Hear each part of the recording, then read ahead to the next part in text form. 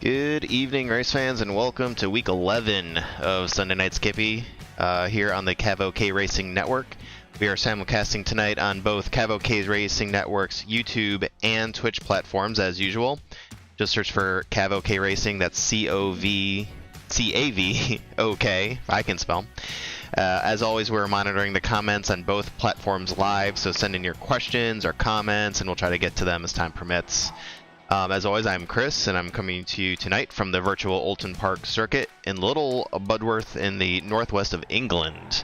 If you're joining us tonight for the first time, please know this is not a professional broadcast. We are humble league members doing this for the fun and love of the Sunday Night Skippy League, so adjust your expectations accordingly. We still welcome feedback, though. If you leave a comment on the Facebook, or I'm sorry, the YouTube or the Twitch, or if you're in the league, leave it on the Discord. We'll try to accommodate as we can. So let's start off wishing all of our American fans and drivers a happy Memorial Day as we remember the soldiers, sailors, airmen, and Marines who have given their lives for our country.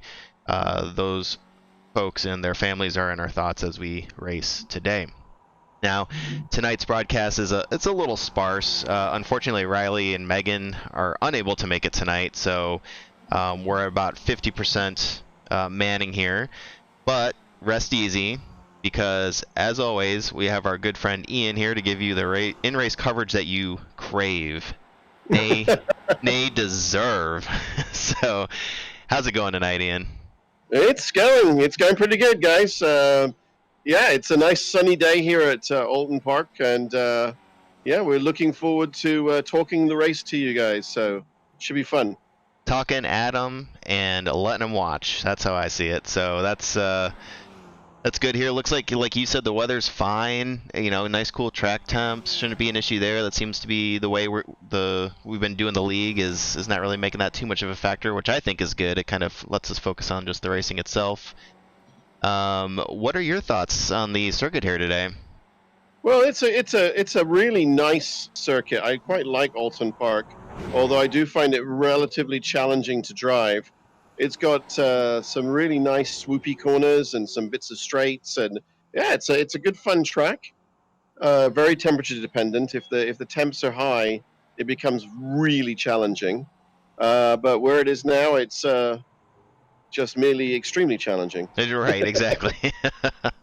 It's a good way of putting it. Well, it looks like you just kind of started a lap there, so we'll kind of let you focus on that. Once you get a little bit closer, we'd love to do a lap around the park with you as I mute the game chat.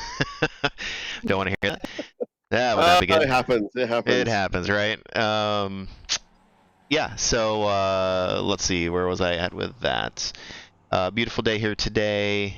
We've got a pretty good field rounding out here. We're currently at 31 folks who are in the practice area, and it looks like a lot of the regulars. So I'm anticipating a good, strong field here competing, and we will actually just cut to you because it does look like you're, I don't say closing in on the finish line, but certainly close enough. So I will give it over to you. We've got you up, okay, sir, with your dashboard up.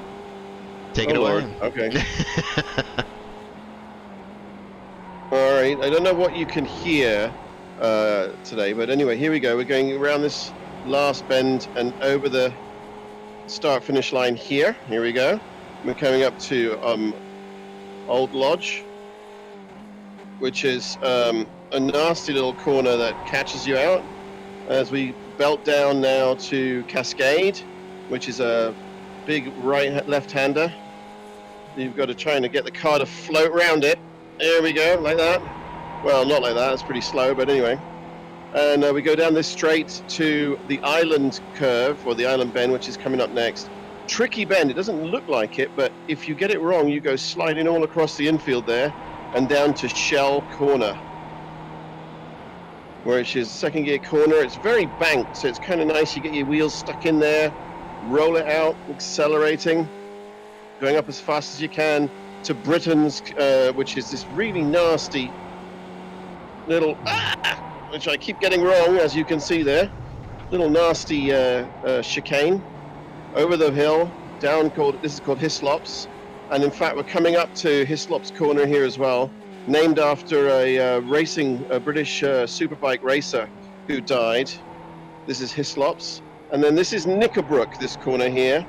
And Knickerbrook got its name because there was a guy called Blaster Bates who was getting rid of some trees by dynamiting them. And they found a pair of ladies' underwear in a stream when they saw two people running away.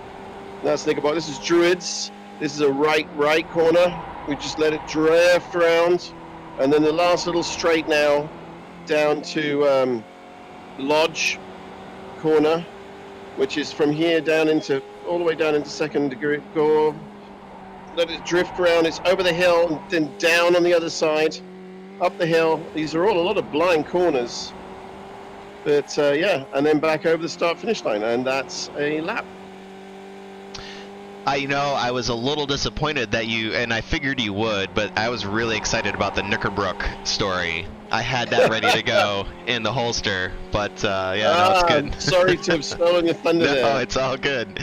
It's all good. Well, what do you see as the main challenges tonight? Because it does, like you said, there's a lot of sweeping corners that are kind of on you as the driver. Are there any areas where you could win or lose the race?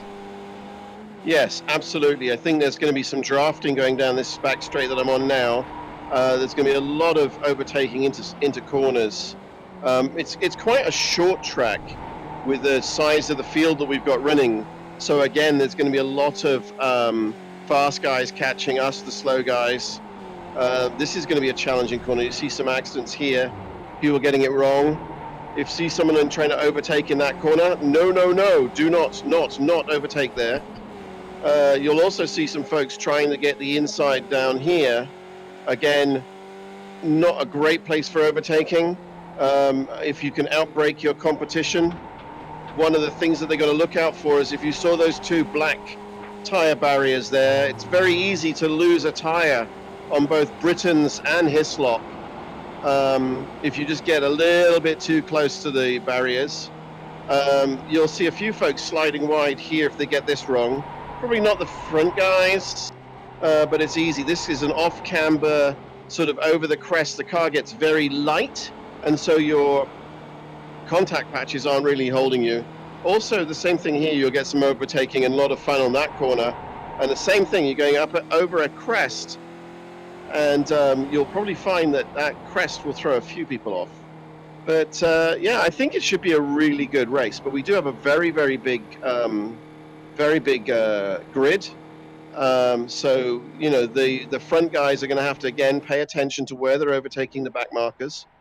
I want to go and show you Cascade here. So this is coming into Cascade. So you stay to the right, and you see that little dip in the road ahead of me is where you sort of brake, and then you're downhill off camber to get around here. And right over this side, if you do that, you get an off track. So you've got to really be careful at that point.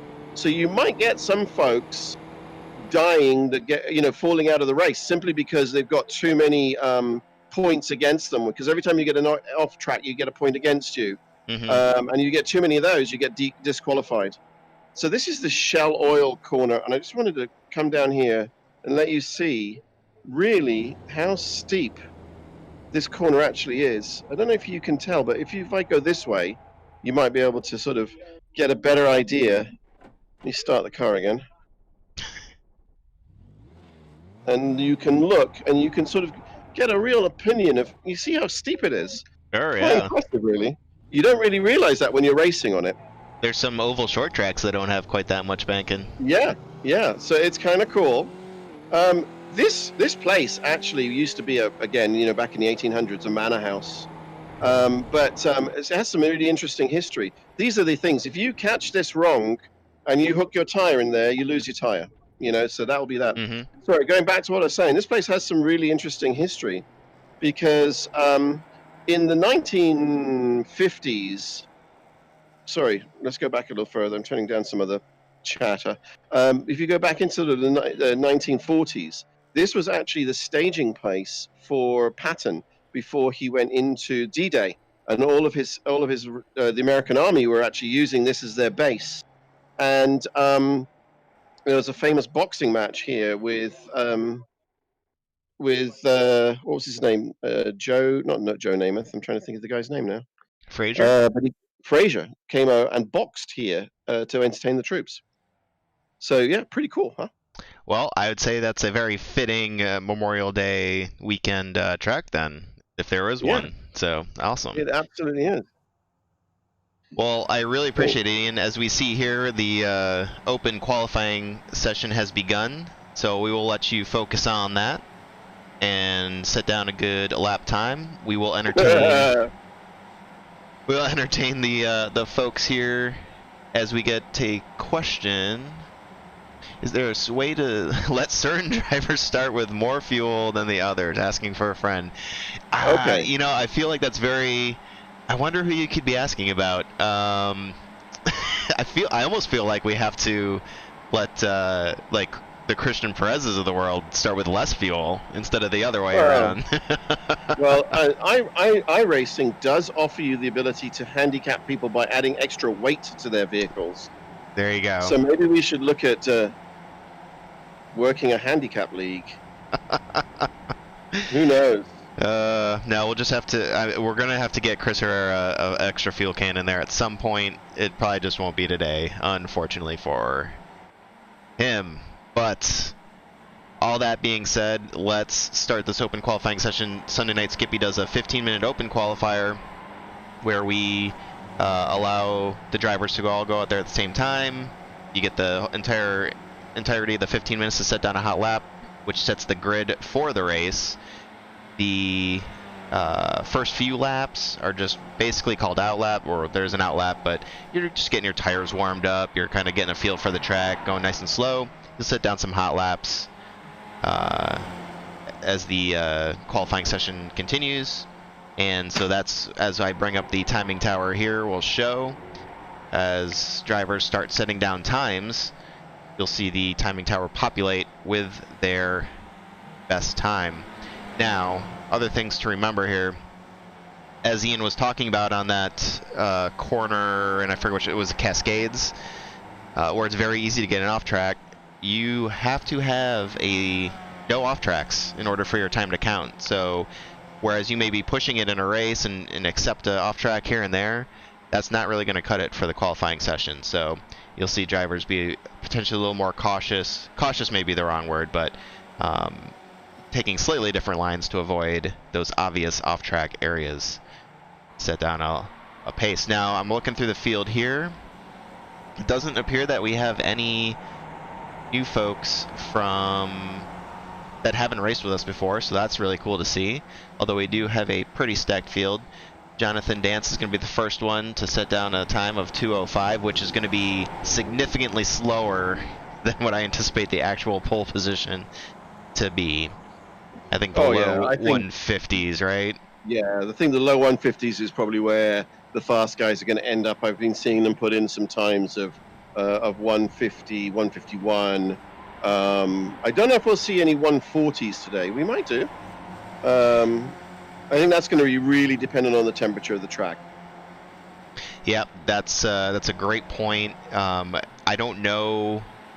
I did not do a public race this week. I did the practice with the league, and that's what I was feeling personally attacked by the losing your wheel on the tire barriers there, because that's exactly what happened to me in the second heat.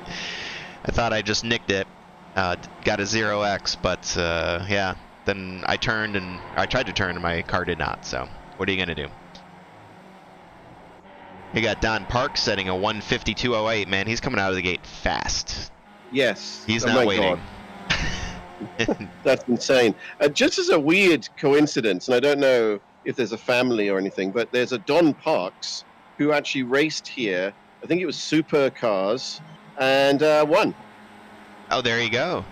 Yeah. You know what? For the purposes of tonight, we'll say they are related. There you go.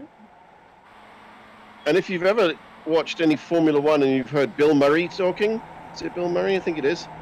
He used to race here as well in supercars. There you go. Or Formula 3. I'm sorry. Formula 3. Okay. Yeah. Well, as one might expect, Christian Perez currently holds pole position. That didn't take long, did it? No, I mean, He's got I haven't even been able to get a flipping time in yet. he's got Edwin Viorino, of course. Viva Edwin, hot on his trail there in the 2 spot. Edward Torres has taken the 3rd. And Jack Moffitt held it there for just a couple minutes. Thomas Foto's showing up strong. He's got the 6th time here. Relatively new driver with us. Good job, Thomas, on that qualifying time. Alex Matty right behind him. Pete Mulbron currently in 8th. We expect him to be setting down a little bit faster times than that, so if that works out. Ultra Colada. And currently Robert Longatano, who hosts our practice sessions midweek. Thank you, Robert, for all of that. He's currently holding down the 10th position with a 1:54.569. Steve Dewar is in 12th, and we've got movement already. Lyndall McMurphy up to that 6th spot. It's a name we haven't called yet. In that 63.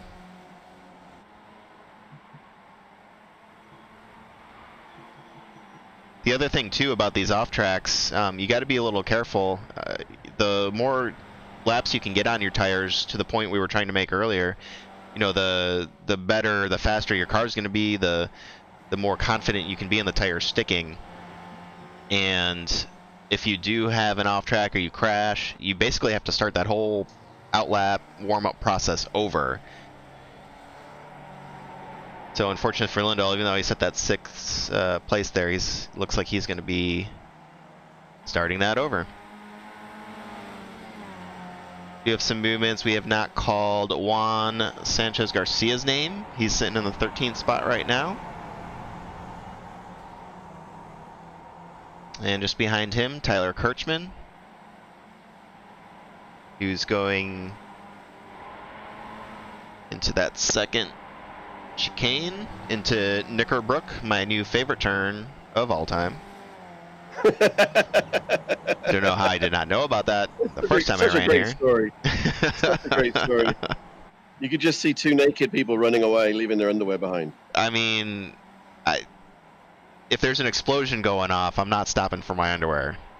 Darling, did the earth move for you as well? Scott Dawkins in the 16th spot. Let's see. We got more moving up the tower here. Chris Herrera there. Currently not running out of gas and setting a 1:50.966. Well done, Chris. Team running on empty there with a strong showing so far. He's split Perez and Viorino. James Hauser making his introduction on the 7th position in qualifying there. It looks like the 68 of Douglas Colligan is off track.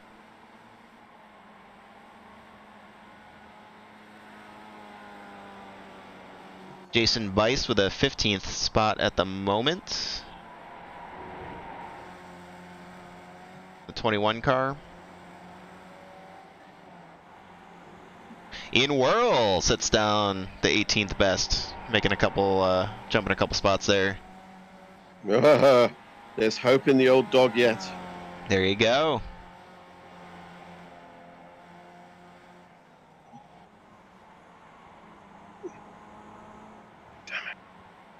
Yep, and I just got my off track right on that same stupid corner. Ah, very annoying. And I actually misspoke. I'm not going to say lied. I misspoke. It looks like we do have a new driver. I assume, just because I haven't seen him before, it could be a driver that was here since before my time, but Darren Chernick, the number 8 car. He sits down the 17th best time so far. Welcome to the league, Darren.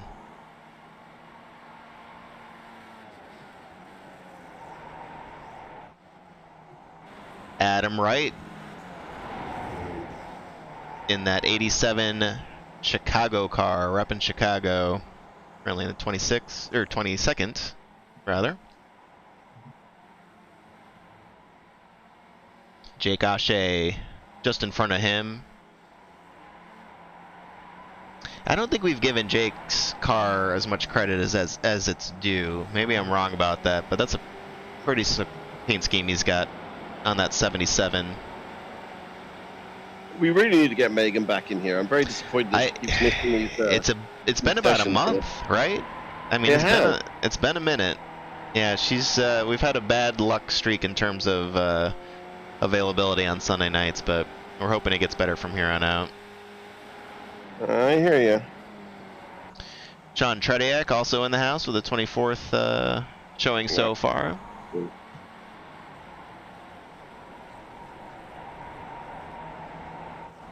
And there's Oliver Hartley in the Google car, very recognizable.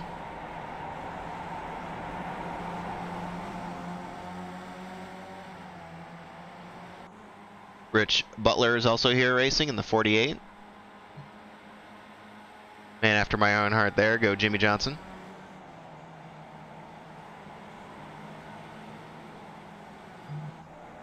Douglas Colligan. Currently with a 155, 171. There's a couple more drivers who I don't think have set a time yet. Looks like Carl Dronke's in, Jonathan Dockery is in. But they have not set times yet, as we got an off track there. Although Dockery is now currently out. He is on the track. Let's see, Carl as well. Let's see if Carl can do it. Edward Torres, as we're talking about that, takes over the top spot there with a 150.751. James Hauser behind him now.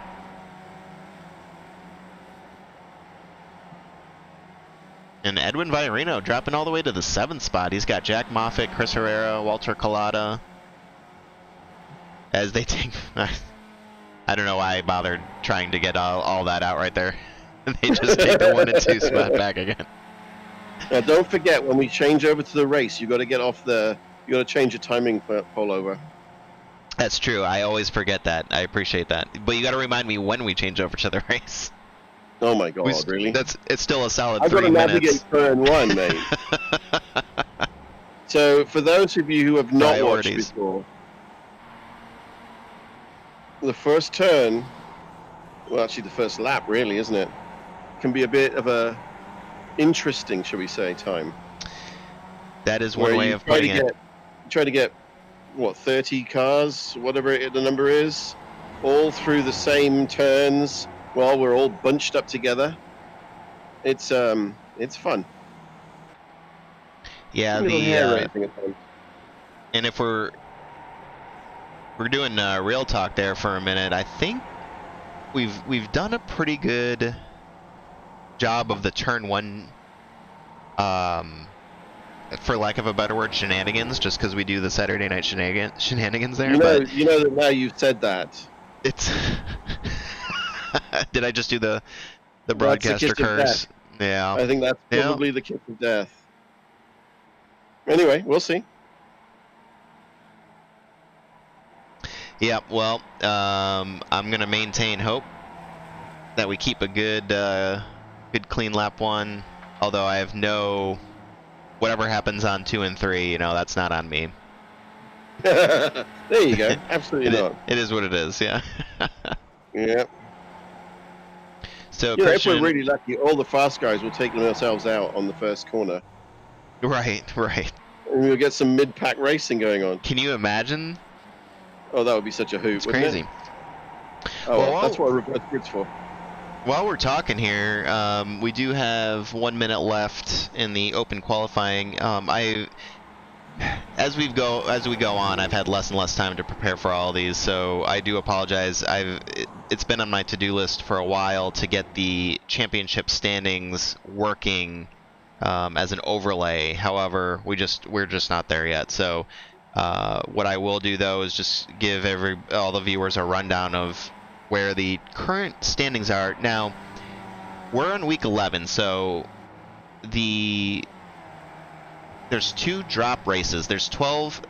Let me back it up. There's 12 races in a season.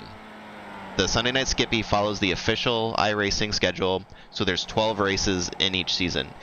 We are currently on week 11, meaning this is the second to last race, right? We can drop 2 races, so these standings do not account for that. So there can be a lot of back and forth that happens in these last 2 races as you're allowed to drop your worst 2 results.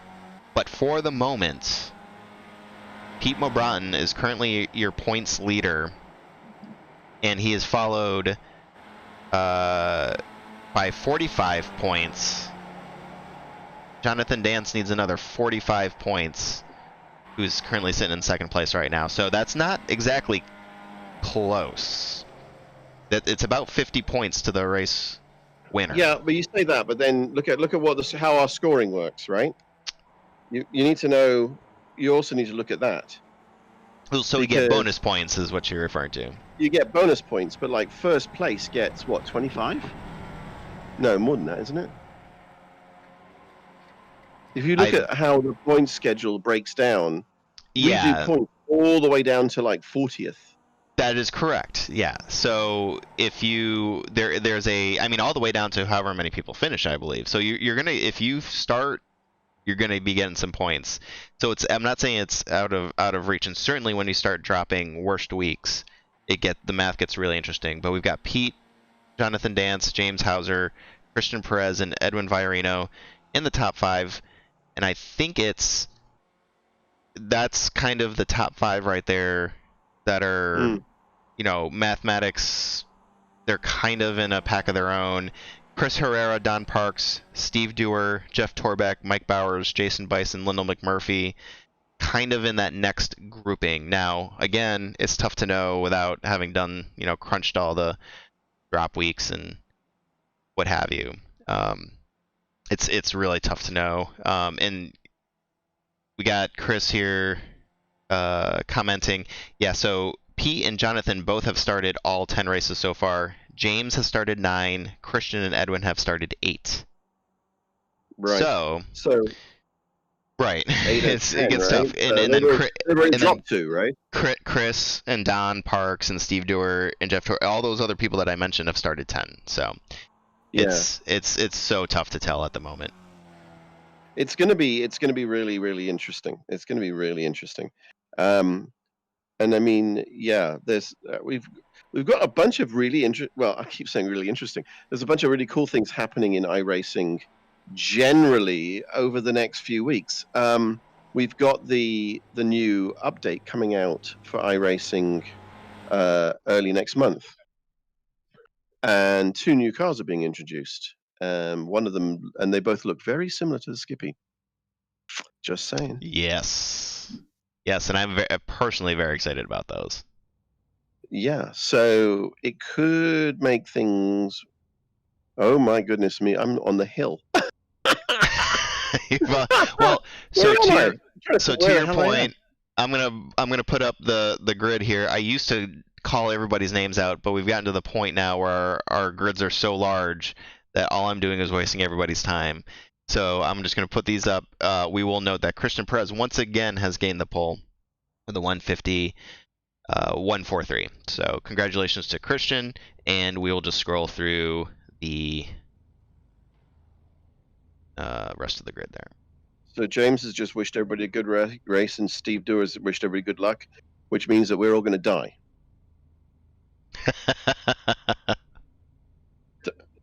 Why do they do this? I have no idea. Anyway, we'll see. But yeah, I can't. You got 23rd. That's pretty good standing. Yeah, that's all right. I'm not complaining. The trouble is, I can't even see the front of the grid. Yeah, that makes it a little more difficult. I'm so far back and downhill. I've got to start uphill.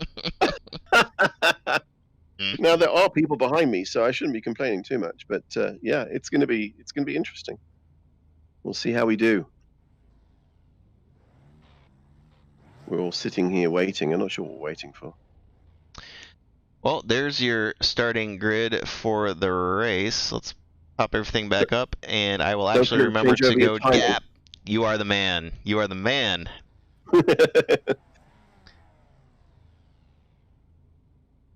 And actually, I don't know. Oh, whatever. We'll figure it out. So, ready to go, green boys. Let's do it. Oulton Park. 40 minutes. Here we go. Oh, come on. Really? Someone just ran straight into the back of me. Jonathan ran right in the back of me. Oh, dear. And I have wheel damage. Oh, we got people going in the pits already, yeah. Yeah, that'll be me. I'm just going to see if I can make the lap round and get into the pits. Well, we do have... quicker. This is probably a great time to point out that we do have one fast repair, so for iRacing newbies, that is not something that you would see in the real world, obviously, but you can, one time in our races, basically get a brand new car, start from scratch. May not save you the lap time or the time on track, but you can have a whoopsie and your race isn't necessarily over. That's what I'm going for now. And look at everybody making their way through that first chicane. Holy cow. Oh! Looks like somebody's out. Who was that? Jack Moffitt went off track. Wow, there's a... Oh my goodness. Who is that? Adam Wright, Jake Ashe, couple more. There's just... Carnage. There's just carnage going on. Alright, well, we'll have to sort all that out.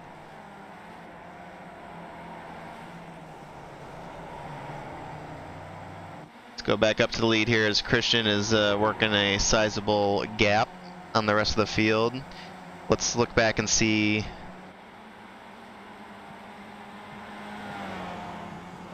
what happened with the initial crashes here, as people kind of get spaced out a little bit. Oh, I gotta go back to that Jack Moffitt crash. He was already on the side of the road there. Yep, people just getting bunched up. Carrington get caught up in it. Sean Trediak. Yeah, there's a... Go back here and see what happened to Jake. That was earlier.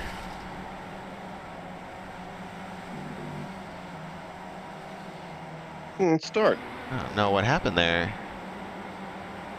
Looks like he just kind of stopped.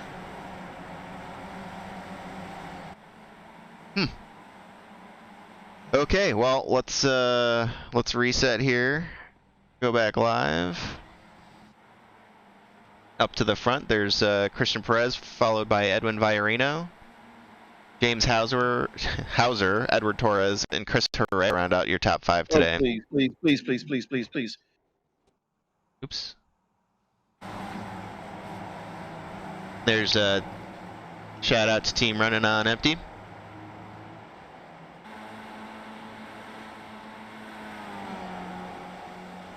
Just looks like he's biding his time. And then we have another about a second back to Walter Collada, Carl Dronke, and Jonathan Dance.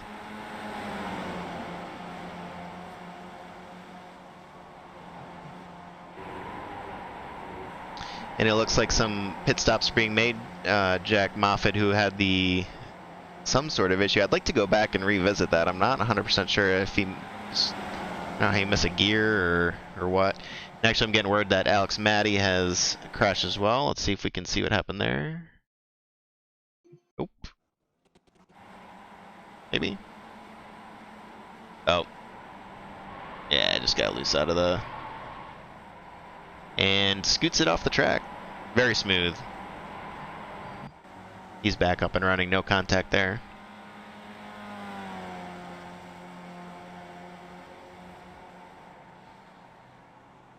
We got Juan Sanchez Garcia holding off Jason Bice and Lyndall McMurphy.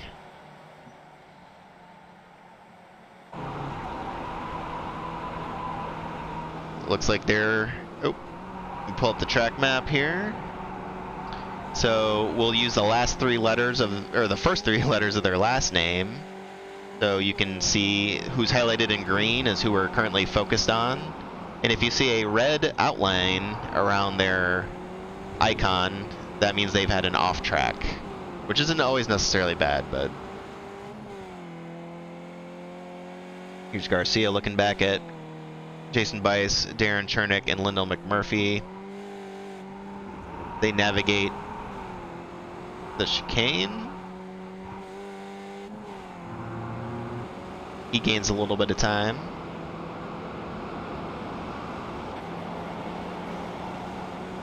As Lyndall McMurphy makes the pass on Darren Chernick and sets his sights on Jason Bice.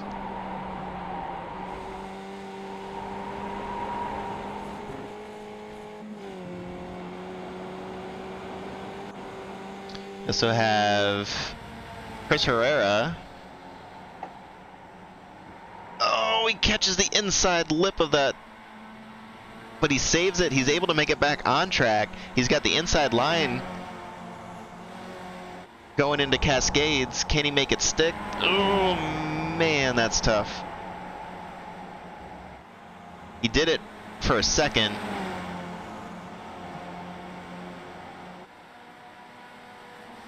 Although they're headed toward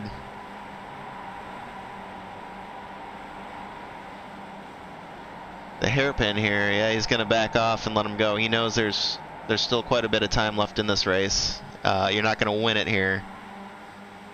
That's some good battling going on there between Torres and Herrera, though.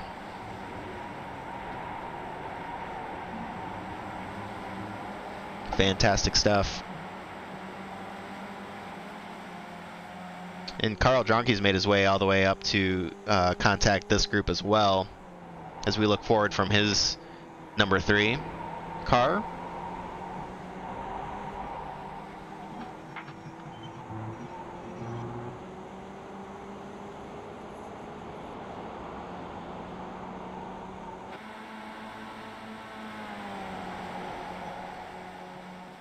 We'll look back up here as Herrera looks inside. They touch wheels. Oh, and he's going to send Edward Torres into the grass. Does he make contact? No. So whatever, I don't know how much damage they have from that, but the 93 of Jonathan Dance is also going to pass him. He lost a lot of track position there, but I don't know how much damage they have. They definitely touched wheels, but...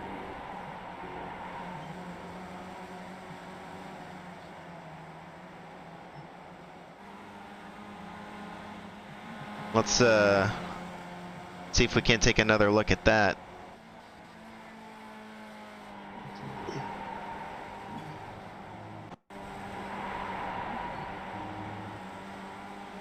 Oh, that was from way earlier. Never mind.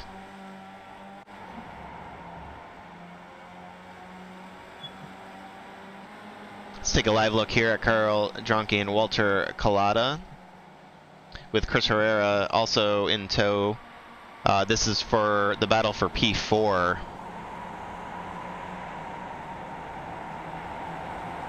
As somebody's in the grass. Was that Thomas Photos was off the track. Back here a little bit. Oh, somebody. Oh, man. Man, I'll tell you, Cascades is going to claim a lot of folks. Told you. Going to claim a lot of folks. Interesting corner, isn't it? Lyndall McMurphy. Yeah, Cascades is one of those fun ones. Kind of seeing a bit of a yard sale thing going on here, but.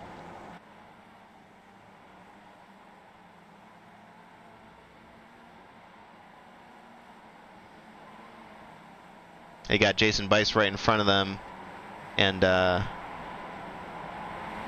Alex Matty right behind, so there's some good pack racing here to be had. As Christian and Edwin have kind of taken... Oops. Get back on them. And James, I apologize, I didn't see James there as well. Christian, Edwin, and James opening up a 4-second gap on the field, although Carl Dronke's making his way through, trying to catch up.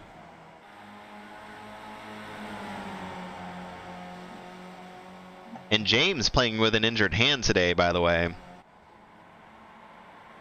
He's a, in real life, driver, instructor, and he's doing some work on his vehicle today and suffered a pretty bad looking gash, so it's good to see him performing well enough, although I'm sure he's popped a couple Tylenol to get there. Where'd he go? Look back here, Jonathan Dance and Edward Torres.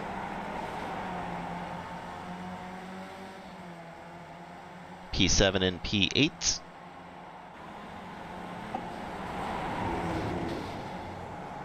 Oh, what just happened? Edward Torres. I was looking away. I looked away for 1 second. That's all it takes, mate. That's all it takes. I don't know what the heck happened. Oh, he caught. Oh no, he caught the tire barrier. What did you say, Ian? What did you say? Edward Torres caught it. He donated a tire to the tire barrier. Oh no. For Edward. Oof. And he's trying to limp his way back to the pit so he doesn't have to wait for that tow. Good on you, mate. Shit! Oh, my race is we done. just did not catch that. Although, I am upside down. what happened here? Oh, someone lost it on the corner, and then reversed across the track. And I was trying to go behind him, and he was reversing into me. Oh, you sent Adam for a spin there too.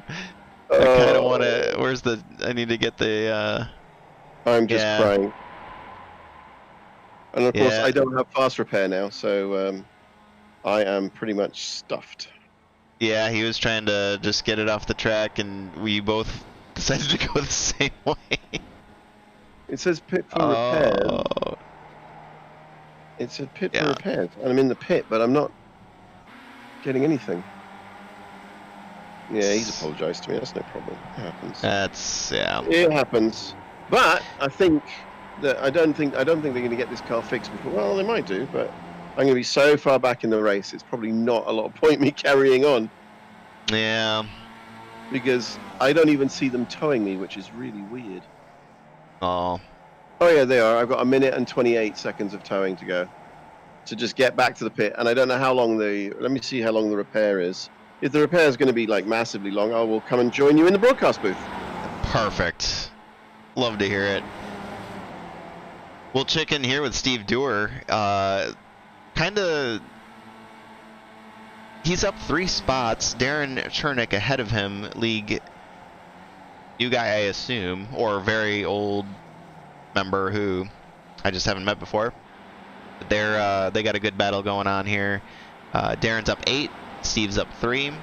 And actually, let's take a look. I'll pull that up for everybody so we can just get a good sense of the biggest movers and shakers here.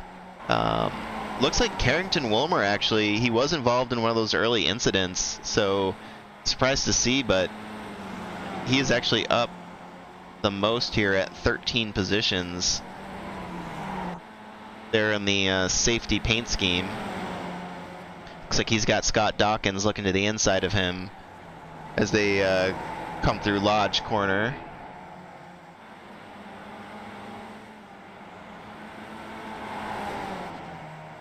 And they'll go side by side up the front stretch and into turn 1.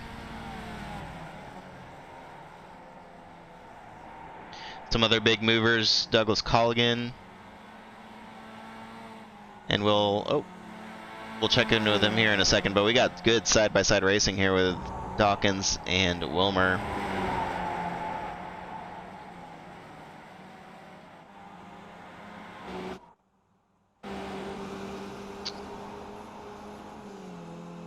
Well, I'm not really sure what's going on because it says pit for repairs. Repairs needed. I'm in the pits, but I'm not seeing a timer knocking down. So I'm to fix my car, which is really strange. Carrington and Scott have touch wheels. Scott will be joining you in the pits. He does not appear to have any wheels left. Oh dear. Yeah. Oh well, such is life. Such is life. Yeah, something really strange is going on. I'm not quite sure what it is. Well, Steve's made it past Darren here, so now he's up 4 total positions. Sitting in the 12th spot. Not that far to go, but he and, man, some good battling here between he and Darren.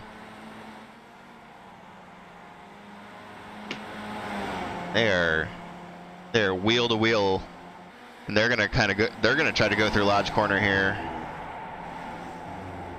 Steve's gonna undercut him though. Darren's gonna throw the block.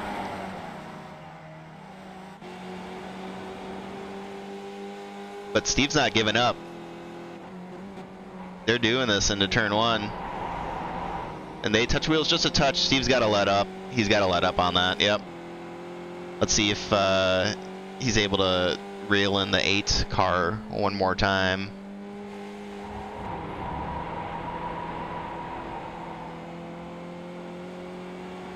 So Carrington continues his climb.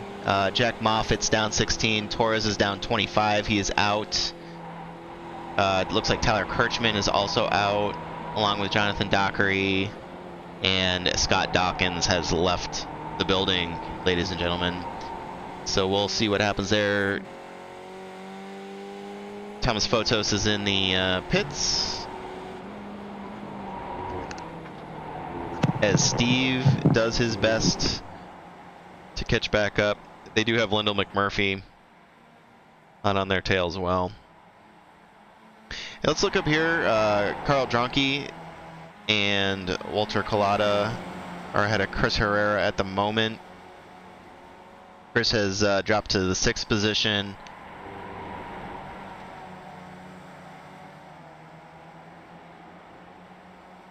And Christian Perez is in the pits. I mean, we are... what? Something happened? That seems early. Maybe not. He's a better driver than I am, so I'm not going to question that. I'm looking through, just trying to see if anything may have... Not seen any events related to him, so... Who knows? Christian doing his pit stop here. That's going to give Edwin Villarino the lead. He's got 1.5 seconds over James Hauser, who have a very comfortable 5-second lead over 3, 4, and basically 5 there of Collada, Dronke, and Herrera, who we're looking at right now.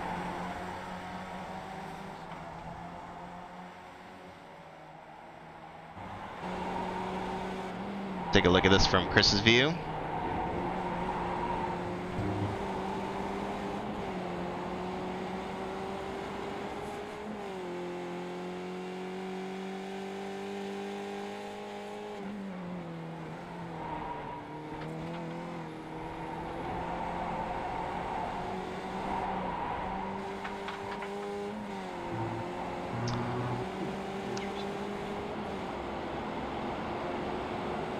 Looks like Thomas Fotos may be around again, as Christian Perez has left the pits. We'll take down the gap, and I guess we'll put up the pit lap. So instead of the gain there, you'll see the last time they pit. So L being lap, and then the number, the lap that they pit. So we've got L lap 9 for Christian Perez, 7 for Garcia, 9 for Tretiak. It seems early, but I know Chris Herrera is probably going to be stretching it as much as he can, because if there's one guy who doesn't want to run out of gas on this race, it's the guy we're riding along with right now. As Pete Morbron's in. And Jason Bice. Alex Matty.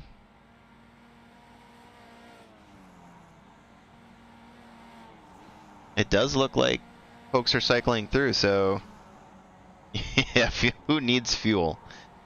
Let me tell you. Jake and Ian, you're still in the pits, but you don't. You're I am trying to survive. Yeah.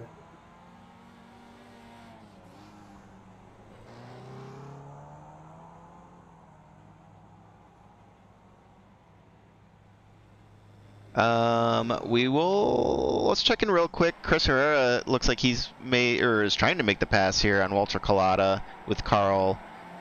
Kind of watching all this happen.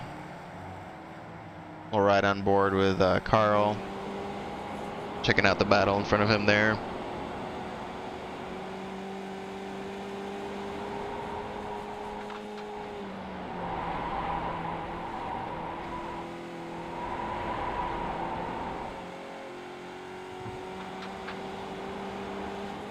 The only other real close battle we got going on is back here with Joshua Dancy, looking at Darren Chernick.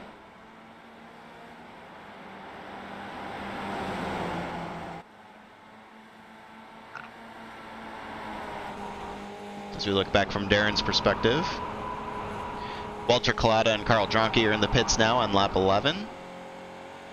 And we are officially over the halfway point of the race, so just keep that in mind. Although, if history is any judge, Christian and or Edwin will make sure to cross the line with exactly 1.3 seconds left, so that we have to do one more lap. Yep. Okay, so I'm going to join you in the commentary. Okay. Because We've no officially. idea how long it's going to take to get my car fixed. So, if they can fix it. Welcome up to the booth, Ian. I'm glad you took off your fire suit, and we look forward to having you up here. Right now, we're on board with Darren Chernick, looking back at Carl, Joshua, and Walter, who have come out of the pits. And I'm sitting here watching James Hauser trying to catch. Is it Edwin who's in front of him? Who's in front of him? Trying to catch Edwin Valerino. Yeah. Who is now passing some of the back markers as they come up to Lodge Corner. Wait, who are you watching? James Hauser. James. Gotcha. Okay, I thought you said Jason. Here's No, James. James Hauser. And yeah, he's just going over the start-finish line now as he's chasing down Edwin. Edwin Chris went a bit Herrera's in wide the there. pits. This is the first time I think I've seen Chris pit after the halfway point. Right. Okay. Interesting. Who Interesting. needs fuel? Yeah. Really, eh? Fuels for birds.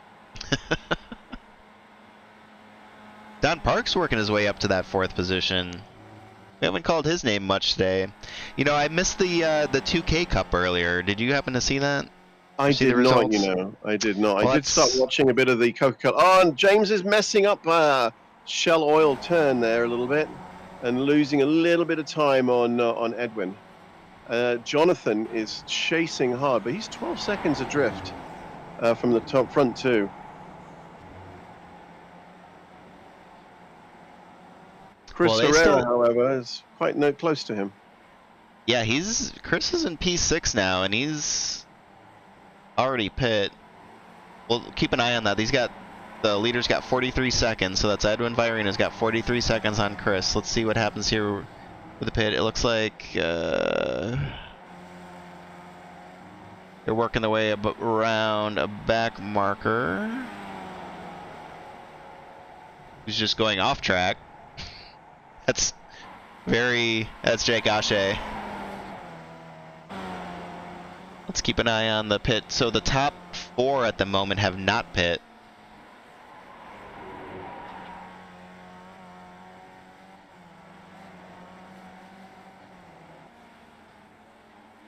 Woo, too wide. And it looks like the leaders will come in this time.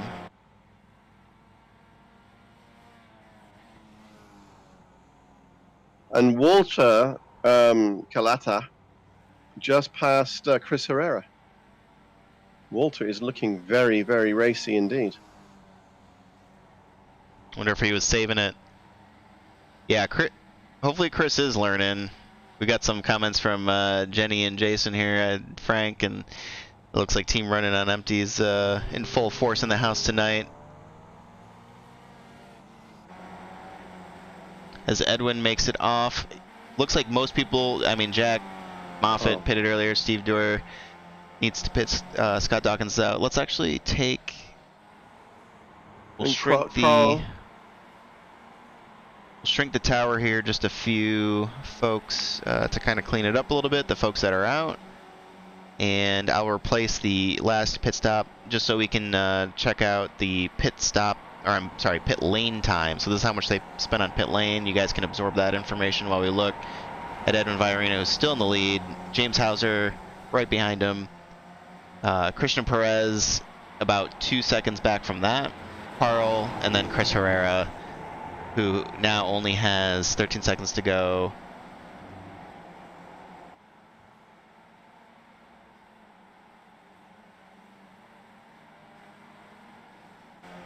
And we'll check back in here with Carrington Wilmer, right behind Joshua Dancy. This is the closest race we got on the field at the moment. Digging that safety paint scheme there. There are some nice paint schemes running tonight, I must admit. It's a good looking group of drivers. Yep. We may not be the fastest, but we're the best looking. There you go. There you go.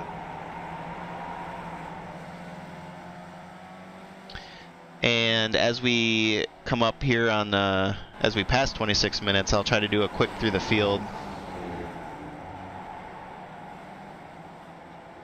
As Carrington is able to make that pass on Jonathan Dancy. Up here in the lead, we've got Edwin Viorino, but James Hauser giving him fits. I want to give a shout out to Robert, who has managed to stay on the lead lap so far. There you go. He's doing really well. Yeah, doing Robert really well. Lagatano, you mean? Yeah. Yeah, absolutely. As he gets past. That's okay then. Now look at James is right up on Valerino. He is now 0.1 of a second behind him, and they're approaching a back marker at Shell Oil Bend or turn. I don't know if I'm maybe a little ahead of you. I don't know in terms of the broadcast. No, you look about right. Okay. They're coming up. I'm not sure who it is they're coming up on. It looks like, is that Jack Moffitt? Is that Jack? Yeah, it looks like his paint. Yeah, that's Jack there. And they are hell for leather after each other here. It's looking very, very racy at the moment between these two. Let's see how they do as they navigate through Knickerbrook. And James is ever closer, 1.34 of a second back now. Jack gets out of the way and lets them both through, which makes it nice and easy for them. That's tough. That's nerve-wracking as a back marker, by the way. Yeah, James is all over the back of him. He's getting even closer. He's now 0.13 of a second back. I'm sure it's even less than that. I mean, you know, he's gonna go wide, and Edwin is defending hard, and James is going for a little over/under action. See if he can get through there. Anyway, we're coming up now to the last turn, and before we go over the line. And again, Edwin is taking a very, very defensive line, sitting a bit on the inside, giving it up. James is just pushing hard. Oh, and they're coming up down to drop into Cascades. So let's see if Cascades does any of its excitement for us. These guys are pretty experienced, so they're going to get around here. James is losing just a little bit of time on Edwin on that corner. But now he's in the draft well and truly, so he's going to should pull right up behind him. Again, as we go through Island. James is running a little wide and then into Shell Oil turn, or Shell Oil corner. And he's back up on him. As we go through turn 6, up to turn 7, and then Britain's, the nasty little chicane they've got here. As I'm sure, who was it that lost a tyre there just the other day? I think that... in the race just a while ago? Someone lost a tyre in the race, right? I think it was Edward, yeah. Torres, yeah. And so, again, he's being very, very defensive. He's defending that inside line as hard as he can. And, James is looking very, very racy. Well... Very racy. Oh, no, what happened? What happened back here? Sorry. Oh, maybe nothing. Who are you looking at? Chris Herrera, I thought... I thought there was a pretty Chris close race going Herrera. on back there, but I may No, have missed something. Carl was ahead of. Oh, Carl is limping back around the track. Carl has Yeah, something crashed his happened car, there. All and right, he's got a cone stuck in it and a wheel, not rolling. Ah! let's And see. a lot of space. Chris was right on. Carl also donated a tire to the tire barrier. We were just talking about this. Ah, there you go. That's what happened. Yeah, That's why Chris there you broke go. free. Yep. All right. So Carl is Well, probably going to head into the pits. He's trying to make. There you go. He got out of the way. Oh, he went up on two wheels there for a second. As he heads into the pits, that one tire just running around banging into his bodywork is going to be doing him no favors at all. So let's see. I think he's probably got a fast repair. So at the moment we've got Edwin, James, Christian Perez, who is closing the gap here slowly but surely. He's down to about 1.7 seconds, and then Chris Herrera is another 11 seconds back in that fourth position. Yep. Carl's going to rejoin just behind Jason Bice, I believe. Looking forward. Looks like maybe Alex Maddie in front of him. He's back in the 11th spot, which actually, I mean, lose a tire, I'd take that. Yeah, he got himself around and into the pits. He had a fast repair still left to go. Got his car fixed and off he went. The magic of fixing. And we're looking here at Jonathan Dance, who takes over P5 from Walter Collada. Jonathan is climbing up towards Chris Herrera. I mean, Jonathan is not hanging around. He's just a little ways back. He's got a couple of back markers to pass, but they're being very cooperative and staying out of the way. A lot of space there. Looks like as they pass the 4 of Robert Longatano, our resident practice host. Thank you, Robert, again. Who is this? Ooh, what was that? Okay, Jonathan's now passed and he's going around Lodge and getting himself after Chris Herrera, who is just about to drop down and run through Cascades.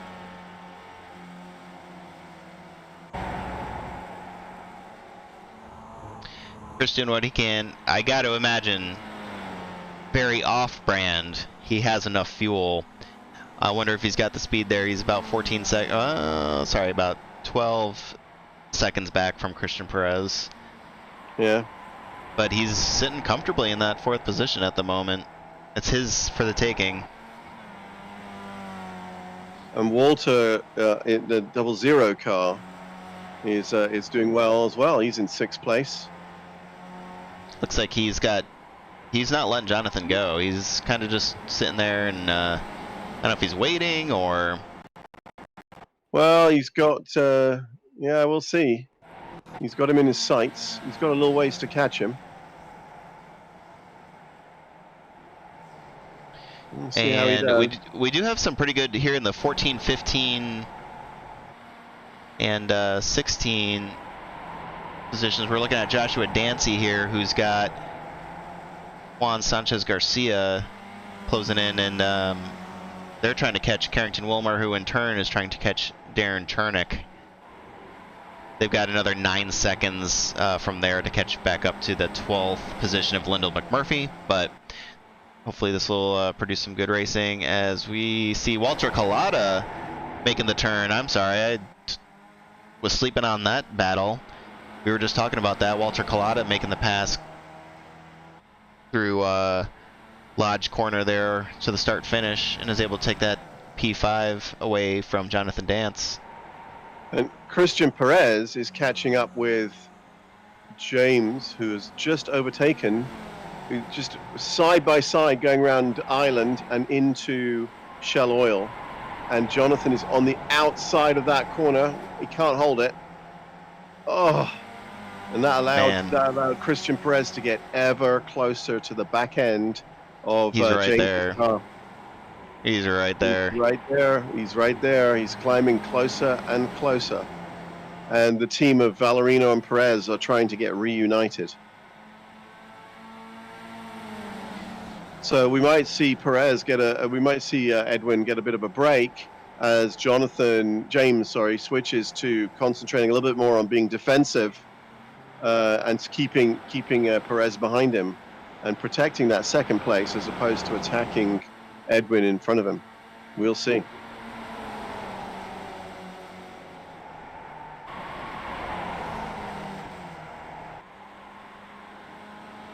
Well, while we have a couple of minutes left, there's some. Oh man! Of course, now they always decide to pass right when I try to pay homage to the rest of the field. But Christian Perez is going to go right in there, and it's no longer a two-horse race for the finish. This is now officially a full-up podium finish here with just about 4 minutes remaining.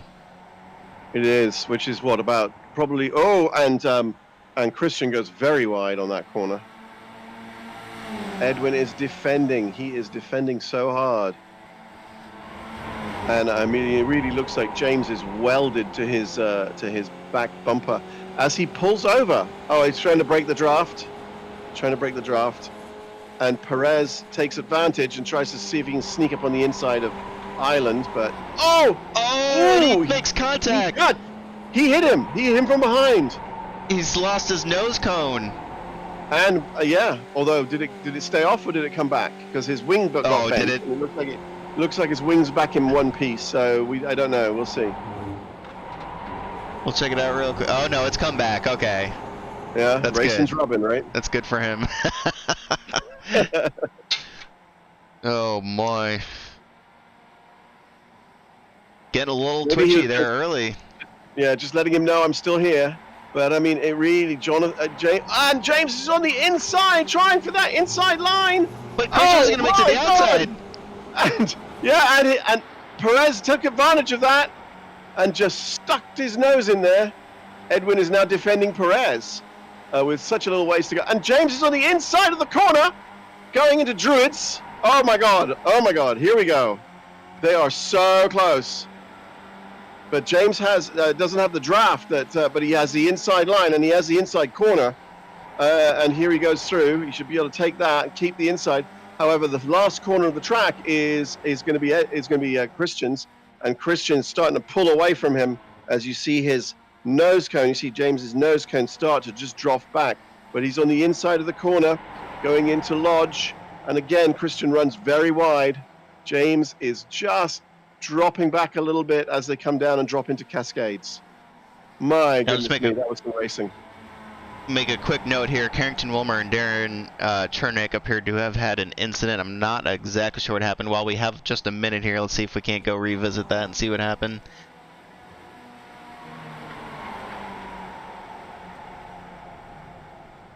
They've got 2 minutes of racing left, and we'll see how this goes out. Looks like Darren just kind of went inside and at Carrington at the apex of the turn there. So we'll check back in here with our leaders, of course. Oh my gosh, Perez. I'll tell you something. If Perez had another coat of paint, if Christian had another coat of paint, he'd have hit that tire barrier. No kidding. I mean, oh my gosh, that was close. You couldn't have fit a piece of paper between his wheel and that tire barrier. And he is going after Edwin now, and the two of them are starting to just pull away from James. They're just. I guess Edwin's not defending as hard as he was, so he's got a bit more time for racing. Although, I'm sure he's defending against Christian now. Jason, Druids was not kind to him this time round. So I'm not a betting man, and I've been wrong on this before, but we are at 39 minutes and 8 seconds here as we come around the final turns. Oh, and James goes just a touch wide there, but this is gonna be the final another lap. I haven't seen, the white flag is out. The white flag is out. And James has lost. He's now about 1.3 seconds back. from the Edwin Ballerino Christian Perez duo.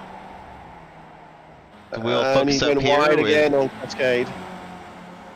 Christian and Edwin. Chris Herrera, we should note, solidly in 4th place there, although Walter Collada has closed the gap to about 2 seconds. And he and Jonathan Dance are battling it out as well. We'll just check in with these guys real quick. Just keep me honest on those leaders there as we go through, because Jonathan Dance and Walter Collada doing a great battle back here for that that 5th position.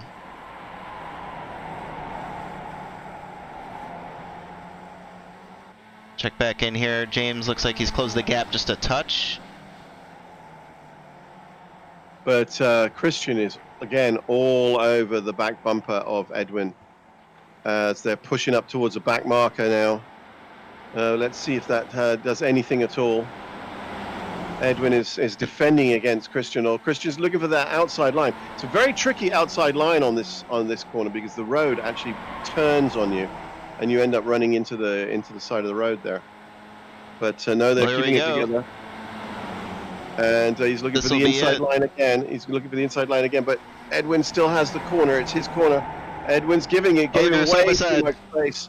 And they're going side by side, and James is back up into 2nd. He's going to, here's the finish line. Oh, the touch! It's going to be Edwin Ballerino. Get over the line. And James creeps. No! Oh, he got no! Christian Perez beats him over the line in their broken cars. Chris Herrera comes in 3rd, 4th. Walter, then Jonathan Dance. Pete Mabrodden is coming up to the last corner. Yes, agreed with Adam on that one. Good sportsmanship there by James, I believe, is what that was. Don Parks pulls in 8th. Jason Bice coming up to finish in 9th. And Carl Dronke in 10th after his excitement with losing a wheel. And I apologize for that camera work there.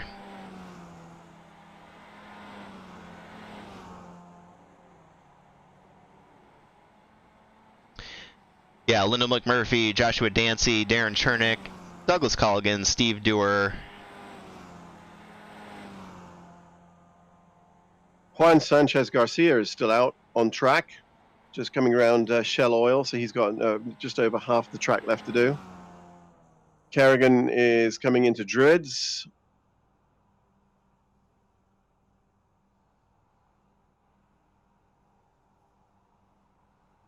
Steve Dewar is now in Druids, and he's sliding nicely through there. Holy cow.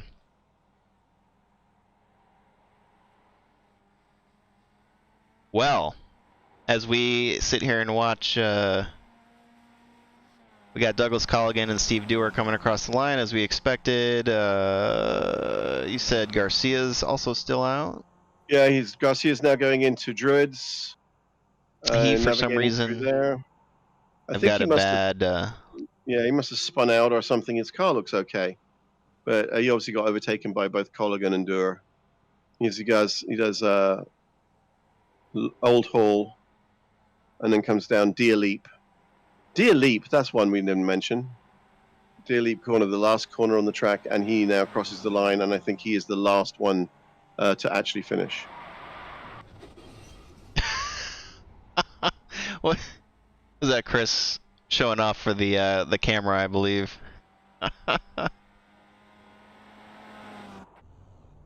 What a race. What a race. That was very cool. Well, Ian, wow, what a finish there. Let's see if I can't get one more look here at the finish. It's going to be tough. All right, here we go. Here's from James Hauser's view as they come around the final corner. The 11 is Edwin. The 58 is Christian. Yep, they touch.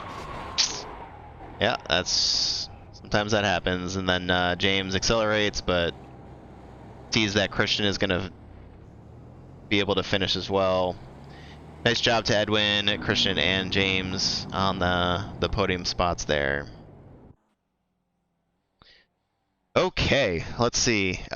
We do have James in the interview standby here. Let's give him a shout, since we were just talking about him anyway. James, you got a good copy on us? Nope. You guys hear me? Yes, there we go. We got you, bud. Hey, so what? By the way, when you go back and watch the stream, I want you to turn your volume down because we were yelling at how exciting that was. So understood. Just walk us through that final turn there for actually the last final laps, because you kind of fell back just a little bit. We're able to make your way back up. No, I could see that, at least in my opinion, Edwin and Christian were working together a little bit. So, Edwin or Christian kept catching up to us. So I was trying to get past Edwin, but he was, going a little bit defensive lines whenever I did that. So it just made it hard. And I knew Christian was going to catch us, but I just couldn't get past Edwin. Yeah, it was a great race to watch, mate. It really was. I got wrecked out, unfortunately, and wasn't able to carry on again. Something very strange happened, and we'll talk about it later. But watching you and Edwin battle there, Edwin was defending for all he was worth. I felt like I had Edwin in a couple of the corners. Turn one, he had it better than me. I finally started getting it down, but we're about 4 to 5 tenths off of what I think I could have been running. But I haven't ran here enough this week, which was my fault. I just wasn't sure where to get by him. I thought I had the move on him, and then he ends up having the inside line, and it was like, damn, oh well. Yes, it's not an easy place to figure out where you can do it. I mean, Christian put a bit of a move on you, and managed to make it stick. But one of the few places where I think it could be done. Yeah, and I thought I had Christian there at the end going into that last, the last turn, but I just knew with Edwin he was going to pull over, to give Christian that pull eventually. So I was trying to get as much as I could on him, and then, I turned in. I don't know. I looked at the replay. I got my left turn in, but it's like, Christian, turned in. I think he was able to turn in a little bit sooner just because he was wider and I had to slide out a little bit. Otherwise I would have scrubbed too much speed and he would have had it. But luckily he was able to finish, and I let him get ahead of me just because that's where he was. Well, it was an awesome race, and it was an absolute joy to be able to watch the wheel-to-wheel racing that you guys were pulling off there, especially in those closing laps. It was incredible, and I mean, there were some parts where you all three were inch perfect, if not, let's go a little European because we're in England, millimeter perfect. Yeah, I raced with. I've over the years I've raced a lot with Edwin and quite a bit with Christian, but Christian's always been a little faster as he still is. But Edwin and I have raced together a lot, so I have trust in him, and I think he has some trust in me, which helps out a whole lot. Oh, for sure. It was so much fun to watch.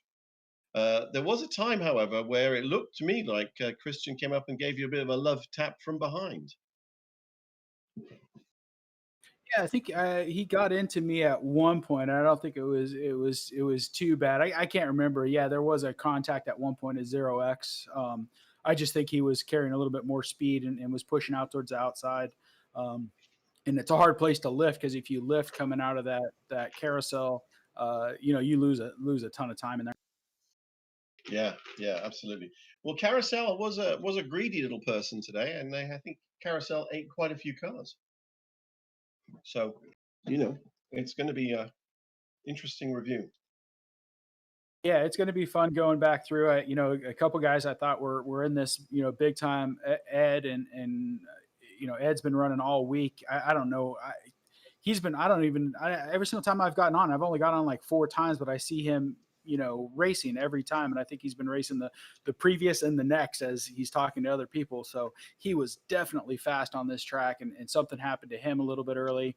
And I think something happened to Carl as well. Carl got a little too close to one of the tire barriers on, I think it was Britain's. No, I think it was actually Hislop, and removed his front left wheel.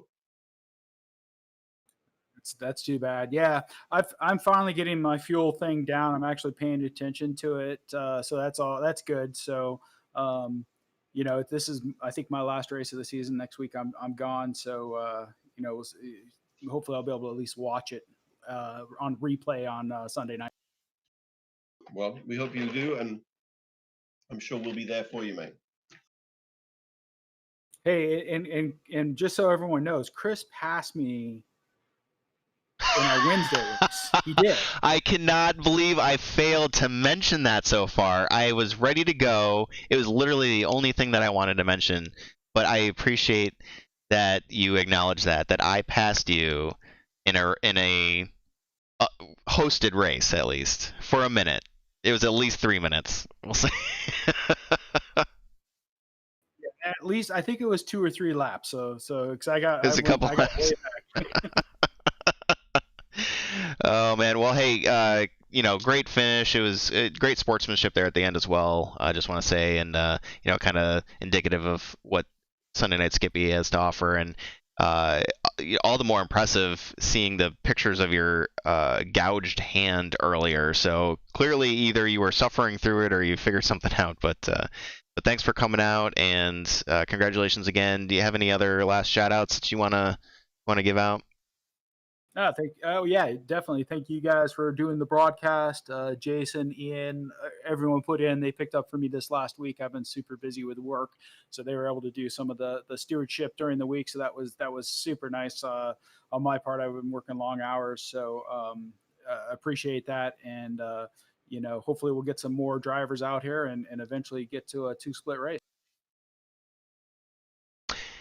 Yep, I don't think we're that far away. But this is just so great to watch everybody. We had good races throughout. It was so tough. I think that's what makes this so tough as trying to broadcast it, is great races up front, the middle, and the back of the pack, and it's just tough to pick. So you guys made it a little easier for us today, though, because that was just a fantastic finish. So thank you very much, and understood you're dropping next week. Hopefully we'll see where the chips fall based on the drop weeks. So good luck on that. Otherwise, maybe some week 13 shenanigans for you. Yeah, we'll have to see. I think this will be my third. I needed to race next week and finish well to have a chance. And I've got a track event in real life on Monday and Tuesday, so I got to leave and be there for that evening. So. Finally getting out of the house, which is good. Well, we see where your priorities are, at least. Not. I'm joking. No, it's really exciting. That's very cool that we have somebody who races real life and instructs as well. I mentioned that earlier. So you are definitely, not to embarrass you in front of everybody, but it's great having you here. A huge resource for those of you who are listening. James posts tutorials for the different tracks that we go to when he has the opportunity, which is most weeks. But so thank you for everything that you do for the league, and we'll see you around, man. All right, thanks guys. Have a great one. Have a wonderful Memorial Monday. Oh, I'm having pulled pork today and tomorrow. Good for you, man. Good for you. Take care. All right, well, let's pull in race winner Christian Perez, just because we know Jason Bice is still going to interview with us, but we know we can make him wait. I'm sorry, not race winner. Edwin won. Viva Edwin. My apologies. We'll go with P2 Christian Perez. We know his time is valuable, so Christian, how do you got a good copy here in the booth? Yes, hello. Hey, Christian. So I just want you to know, if you happen to look back and watch the stream, and I told James the exact same thing, so the viewers at home are kind of rolling their eyes at this point, but turn your volume down. You guys made such a fantastic end to that race. It was so exciting to watch. You and James kind of touched wheels at the end, whatever. Yes. But just congratulations on the P2. Can you walk us through those last couple laps? Wow. Yes. I'm sorry because we touched both twice. Sorry, twice in lap 20 in a strike. That was a little bit rare. I don't know why I touched him. I think he lived, or I over presume his movement. I don't know. But well, nothing happened, and well, in last corner, I don't know. I don't really know. I closed too much, and I think he don't close too much. So I think just an incident. But well, thank you, James, for letting me by. That was really appreciate. Good sportsmanship. Yes, it's sportsmanship. Yep. Well, okay. Yep. Yeah, no, that's Yeah. exactly right. Yep. Yeah, James is a sir. So In the in a good way. right. Yeah. So talk us through. So I'm trying to look back here and figure out what happened. You and Edwin had it seemed like different pit strategies there. What? Yes. Well, yeah. What? How did that work out for you? Well, as James said, we worked together this race.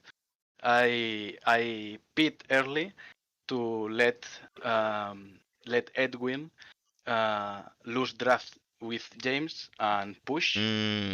That works. But James, I think he saved more fuel than us, so that's not really work at all. I have not much space here. Edwin is flying, literally. So Edwin is flying. I was talking to him. I said, Edwin, pass because you are so much faster than me, and we can break the group. So yes, that was a really strange strategy, but well, I have to try something. Right. Hey, it's I thought it sounds very sound, but I mean, James, he's not the regular driver who you're gonna just be able to drop either, apparently. Yes, So we see. I know. Yes. Yeah. Who knew? For that, we need a very good strategy, but James is better than that. Well, it seemed to work out in the end, and we had some Carl and Edward, and there may have been one other person who ended up. We said donating a tire to the tire barriers there in chicanes. They unfortunately took some damage, so you were able to get rid of some of the other potentially faster folks early, which probably helped a little bit. But either way, it was a well laid out strategy. You guys executed it very well, and congratulations on the P2. I think even with the drop weeks, we'll have to see how the math works out. But you're in really good shape for a league. At least a good standing in the league championship here, even with slightly less weeks than everybody else. And I think it's just a testament to how fast you are. So thank you very much it was a fantastic race. Thanks for joining us. Do you have any other shout outs to give? Well, I think the championship is very close. We did maths last week, and Pete Mobroten finished 7th. This race, so I think we are in front of him, Edwin and I don't really know, but well, Montreal, we we will not work together on Montreal. We will to the top. Well, in Montreal, Edwin now is my enemy. Okay, all right, I like this. I like it. This is setting up. It is to your exactly what you're saying. It's a very tight race. I'm digging this. That there's all bets are off. Nobody's your friend. Let's just go win this championship. I like it. Yes. Yes. All right. Not much. All right, my friend. Yeah, that's right. Well, hopefully we're still your friends, and from us, congratulations again. We look very much forward to next week and seeing how this season is going to end up. And so good night, and have a great rest of your week. Rest up, be ready to go. Okay, thank you guys. Ciao. Take care. And we've got one more for you here tonight. Jason Bice is sneezing and also in the house. Hey guys, what's we up? told you at the exact wrong time. Actually, that wasn't me, but that sounded hilarious because I was mid. Oh, is that not you? Oh, okay. Yeah. That was me. Jason, talk us through the race, man. How'd it go for you? You ended up up a few spots, which is good. Top 10. Nothing to sneeze at. Yeah, it felt good. I was a little off my pace, and I couldn't quite figure out why, but I got really lucky and was able to avoid some incidents early on, which put some distance between me and a few others. But my eyes were kind of glued to the relatives the whole race because I was in front of a handful of people who were gaining on me. So if that race on a long enough timeline, I don't finish in the top 10 there. Yeah, there was quite a variety of fuel strategies going on there too. We saw some folks going in a little bit earlier, a bit later. How did you decide did you know going into it that where you wanted to pit, or based on when other people were going in, did that kind of change how you felt going through it?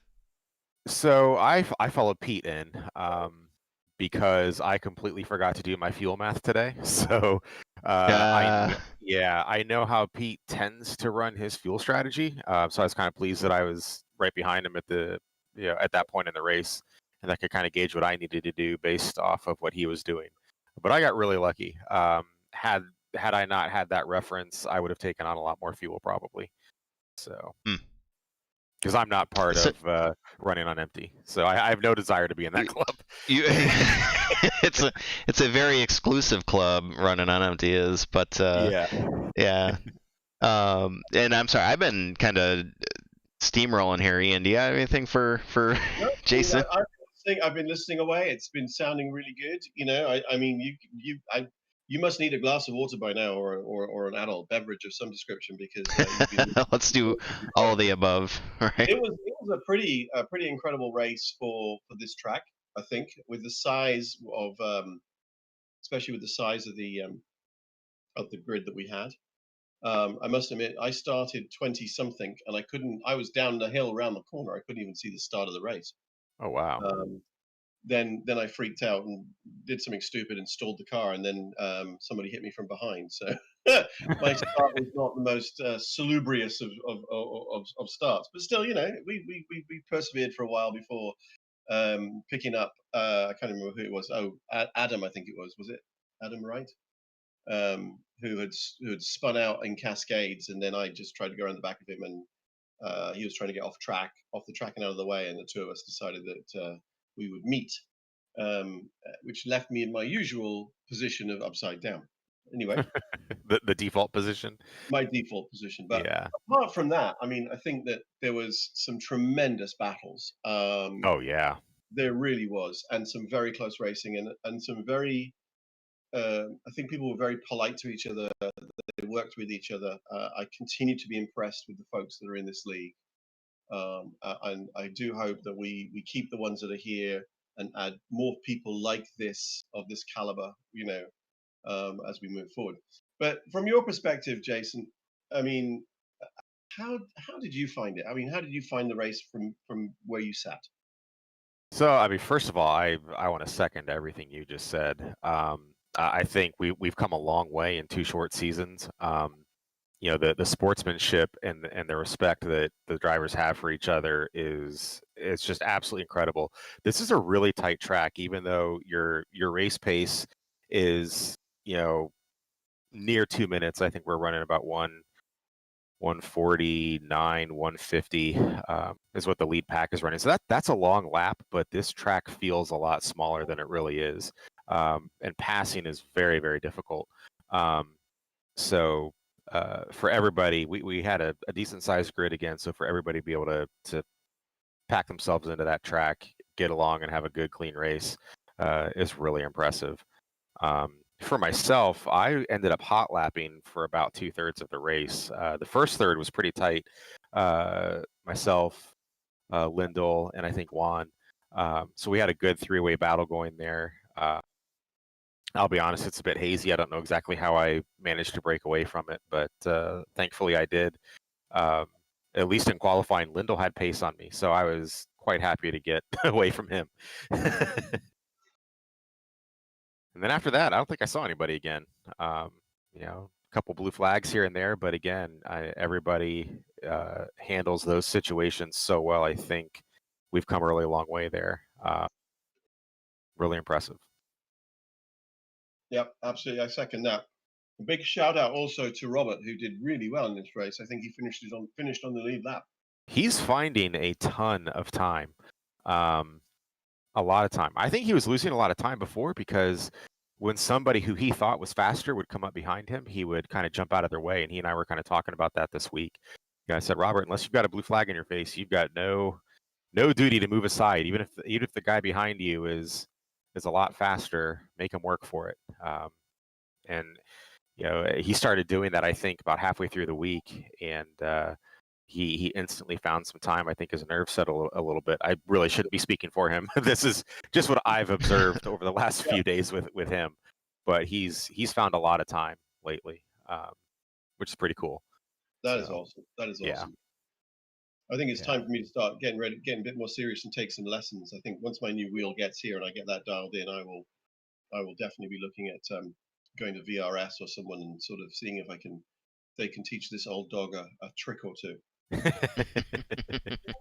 So I'm just here looking at the first major incident of the race, which was coming into T7, the one just before Hislop, the chicane, and Oliver Hartley got into the back of Adam Wright, who then got into the back of let's see who's this, Darren Chernick. Oh wow! Yeah, I could see it now. And then Oliver then decided to hit Adam once again to catapult himself a bit further because he wasn't going far enough. Oh gosh!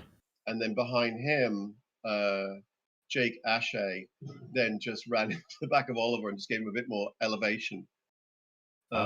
It's gonna take us forever to break this one down. Holy cow! I'm looking at it now. It's not pretty.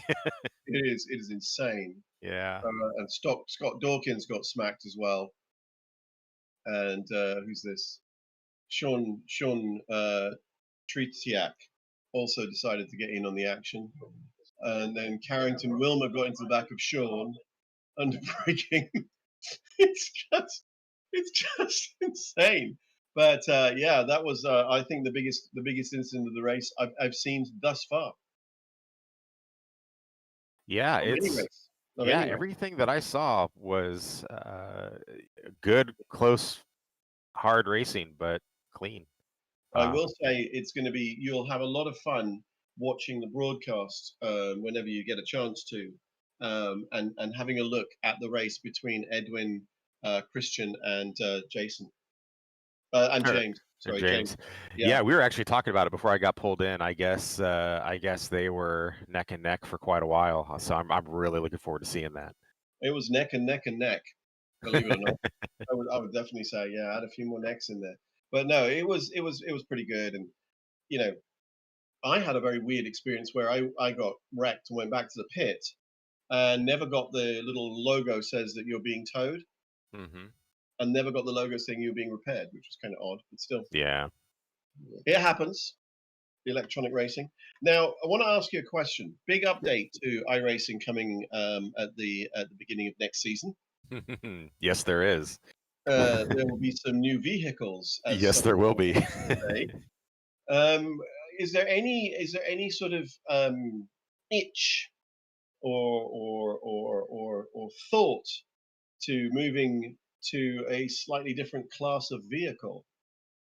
I would love to see us, at the very least, expand into the USF 2000. If it drives on iRacing Wow. like it does, like it does on the other sims like R Factor, a few others, that car is a delight to drive.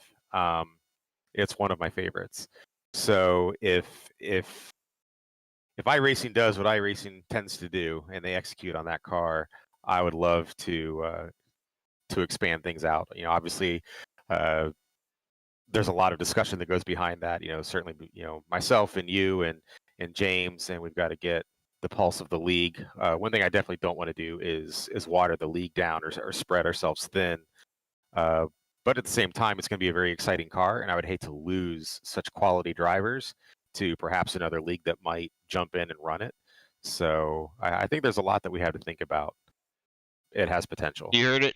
You heard it here. Confirmed. We're running the US Formula 2000 next season.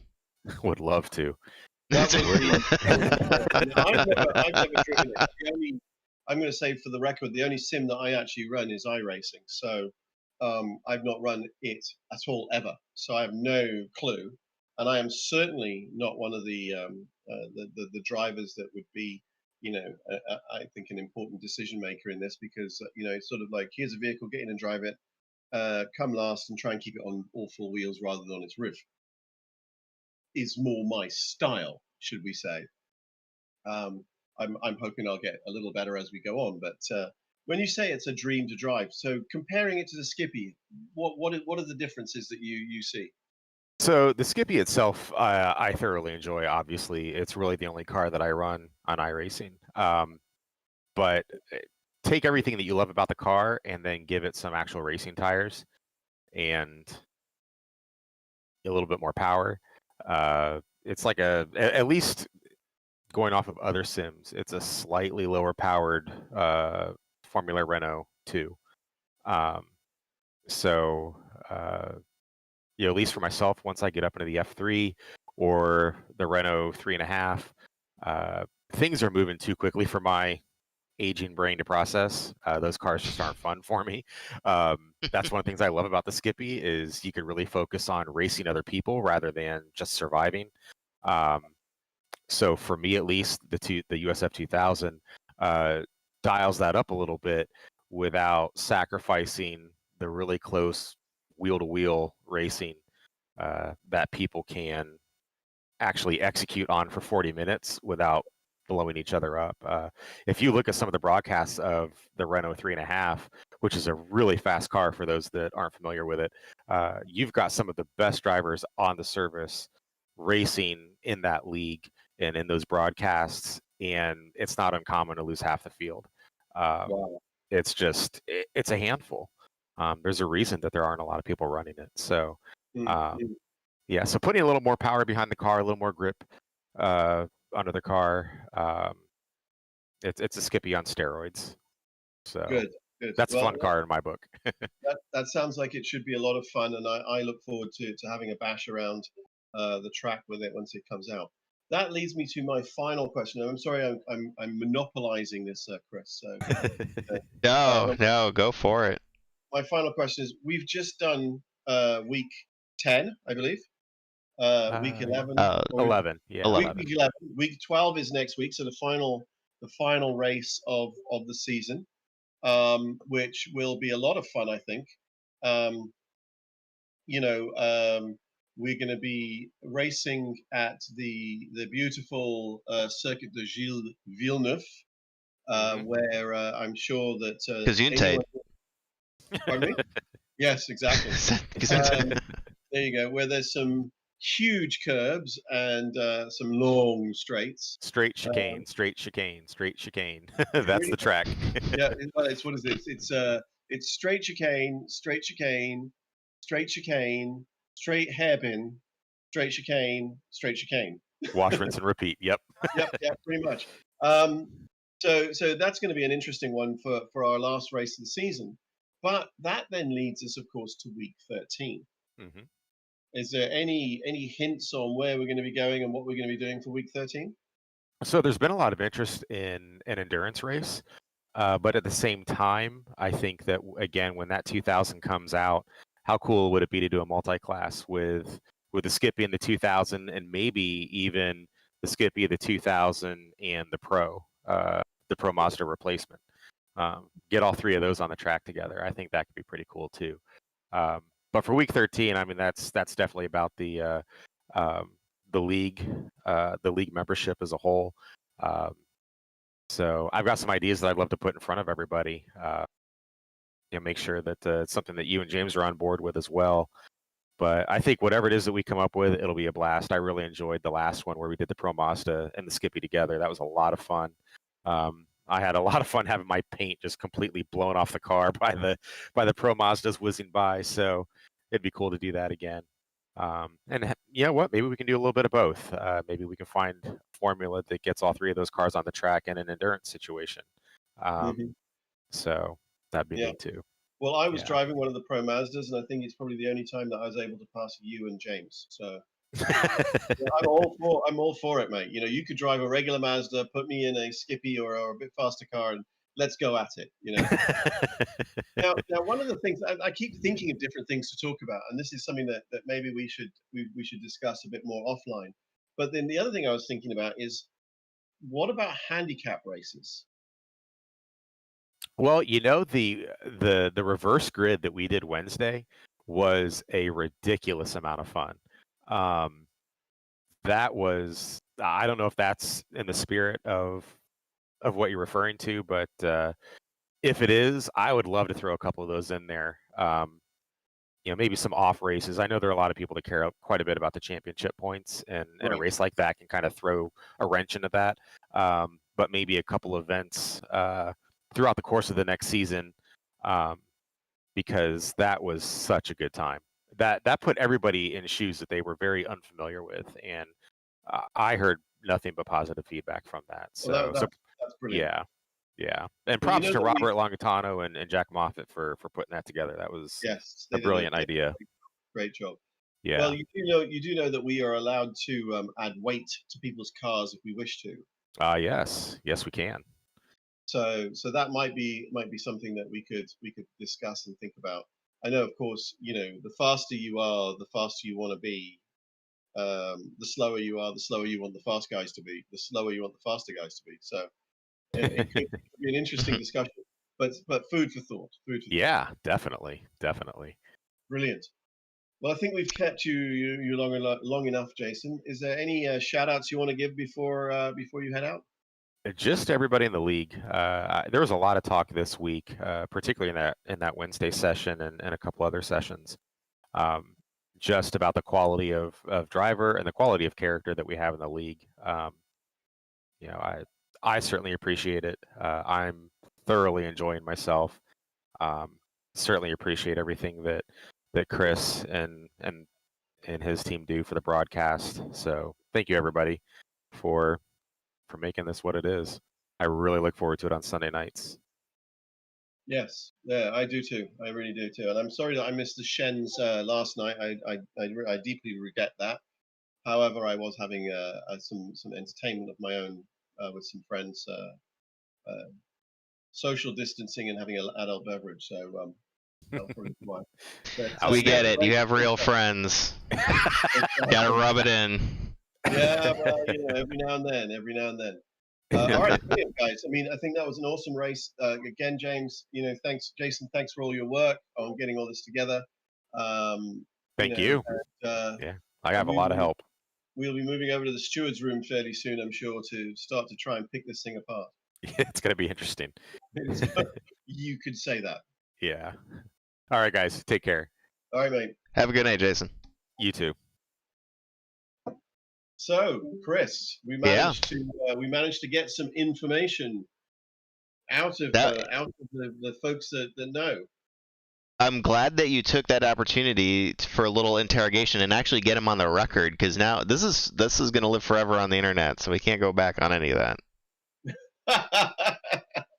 We're getting some interesting comments in the broadcast-related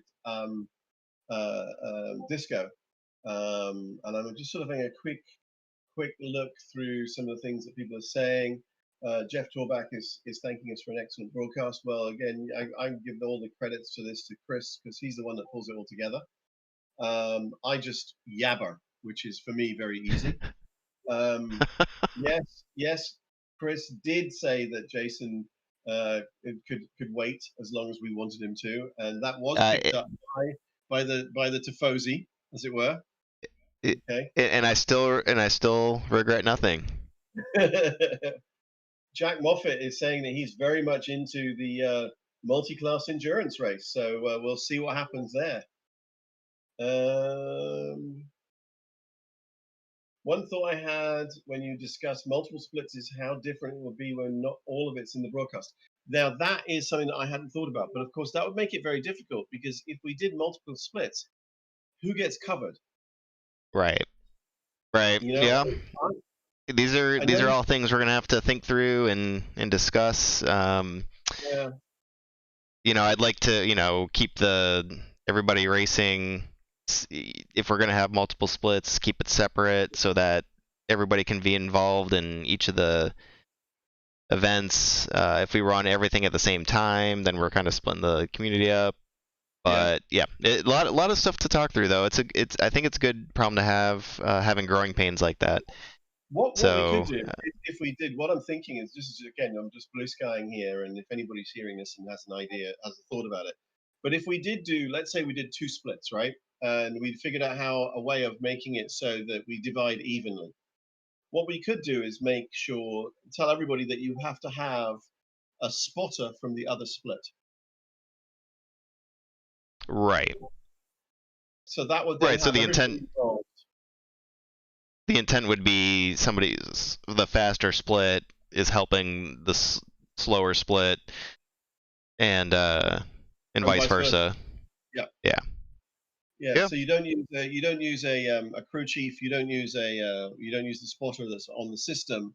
You actually have a human being that will be your spotter, that will spot for you through the race, and that will help keep the 2 groups together a bit more. Sure. I think.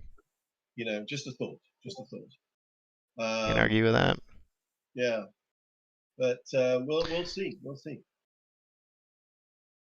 Well, hey Ian, thanks again. It was awesome having you in the race. It's obviously been a fan favorite of being able to talk through the course, and people maybe who don't race, they get to see kind of what it's like from your view and talk through it.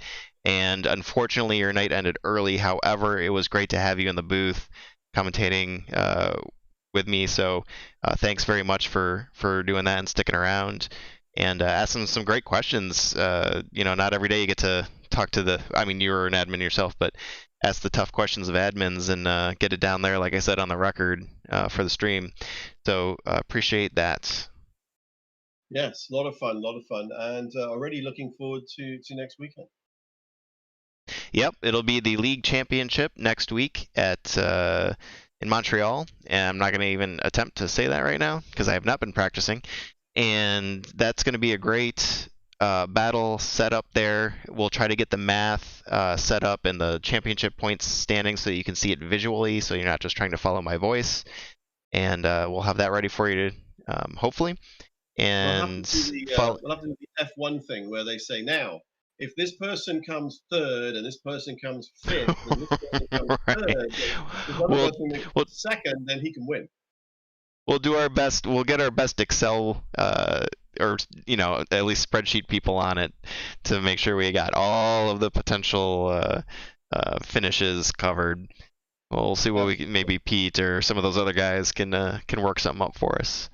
But looking forward to it. It's going to be, we got a really tight race for the championship, and we got some really tight racing just in the race itself.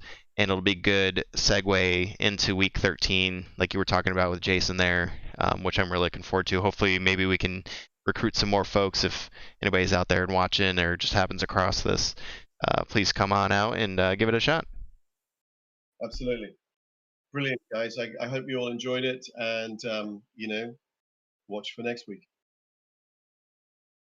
All right. Well, that sounds good. On that note, just another happy Memorial Day to everybody who's celebrating that, and thanks for joining us this evening. Blast to be able to bring it to you, and we look forward to seeing you next week. I will leave the stream going for just a little bit for those guys who just want to hop in on the end so they don't got to wait for YouTube to process it and all that. Outside of that, we will see you next Sunday night for the league championships race. And take care of yourselves. Stay safe. Good night, guys.